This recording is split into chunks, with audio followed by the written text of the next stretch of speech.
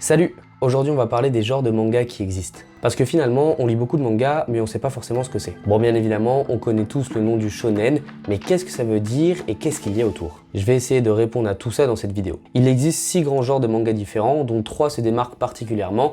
Il y a évidemment le plus populaire, le shonen, mais aussi le shoujo et le seinen. Je vais essentiellement me concentrer sur ces 3-là et parler des 3 autres un peu plus brièvement. Bon alors, commençons par le plus connu.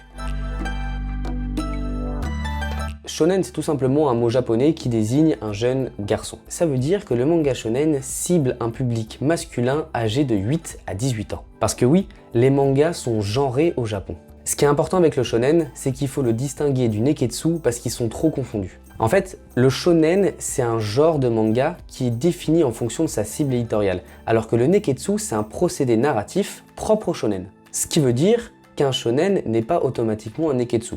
Il existe beaucoup d'autres sous-genres tels que le mecha, comme Code Geass ou encore Goldorak. Mais il y a aussi les gakuen qui sont des histoires qui se passent à l'école comme GTO. On peut aussi lire des slice of life ou des tranches de vie en français, c'est tout simplement des histoires qui se passent dans la vie réelle, mais ça on les retrouve autant dans le shonen que dans le shoujo ou dans le seinen. Au final, dans le shonen, il n'y a pas forcément un thème précis parce que les récits sont très diversifiés. Même si il y a une dominante d'histoire autour des aventures, des combats et de l'amitié qui sont propres au neketsu, mais pas uniquement. Bon, évidemment, les shonen les plus populaires sont majoritairement des neketsu tels que Dragon Ball, One Piece, Bleach ou Naruto. Mais comme je l'ai dit avant, il en existe d'autres comme GTO ou encore Code Geass. Et il y a des histoires comme Full Metal Alchemist ou Promise Neverland qui sont des histoires d'aventure et d'action mais qui n'ont rien à voir avec le neketsu. Je pense que je vais faire une vidéo uniquement sur le neketsu parce que c'est quand même quelque chose de très précis. Mais alors, si le shonen est pour les garçons, il a forcément son équivalent pour les filles. Et c'est le deuxième genre dont je vais vous parler maintenant, le shoujo.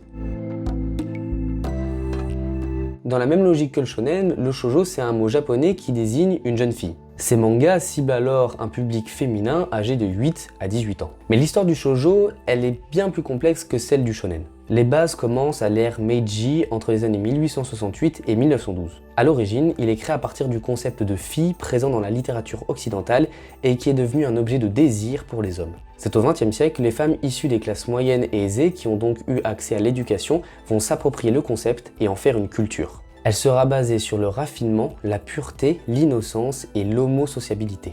Du coup, le shoujo qu'on connaît aujourd'hui, c'est un sous-produit, un média d'expression de la culture shoujo. Les thèmes abordés tournent autour du romantisme, mais aussi des magical girls qui mettent en scène des filles avec des super pouvoirs. Et évidemment, il existe des histoires d'aventure dans les shoujo. Parmi tous les shoujo, je peux vous citer Sailor Moon, mais aussi Orange ou encore Banana Fish qui recommence à faire parler de lui ces derniers temps, et mon coup de cœur personnel, Fruit Basket. C'est bien tout ça, mais est-ce qu'il existe un manga pour les adultes? Et voici l'argument ultime à sortir à tous les haters qui vont vous dire « Le manga c'est pour les enfants ?» Non, pourquoi?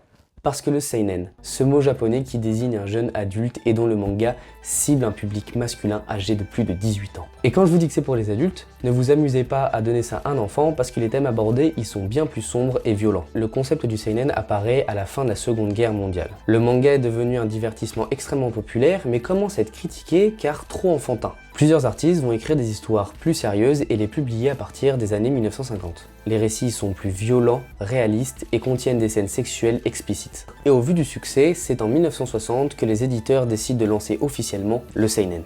Il est impossible de parler de ce genre sans évoquer le chef-d'œuvre qu'est Berserk. Mais il y a aussi Kingdom, Vinland Saga et mon coup de cœur personnel, Rikudo la rage au poing. Si vous n'avez jamais lu Rikudo, foncez parce que c'est vraiment une dinguerie. Du coup, parmi les 3 autres genres qui existent, il y a l'équivalent du seinen mais pour les femmes, le josei. Les thèmes ils sont bien plus larges que dans le seinen et il est parfois même confondu avec le shoujo puisque les histoires se rapprochent énormément. Les 2 autres genres sont un peu différents. Ils ne se définissent pas uniquement sur leur cible éditoriale mais plutôt sur les histoires qu'ils racontent. Ce sont les yaoi et les yuri. Ces mangas racontent l'histoire sentimentale, amoureuse ou sexuelle entre 2 personnes du même sexe. Le yaoi pour les relations entre 2 hommes et le yuri pour les histoires entre 2 femmes.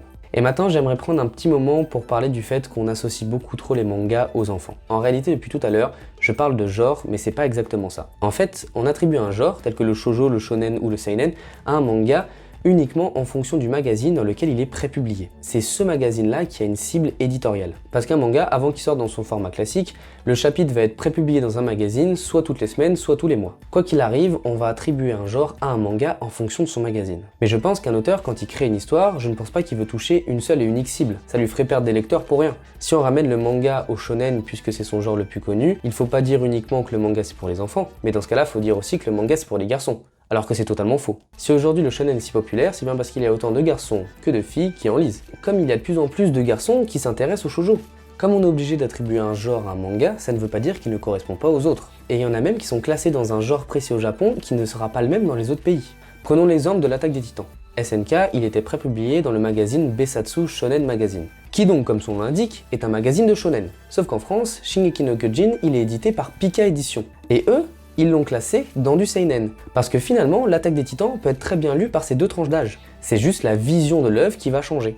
Pour les adolescents, ce sera plus un manga d'aventure et d'affrontement entre des hommes et des titans. Alors que pour des personnes un peu plus matures, ils vont s'intéresser plus au fond, à la critique de la société et tous les foreshadowing que nous propose Isawama.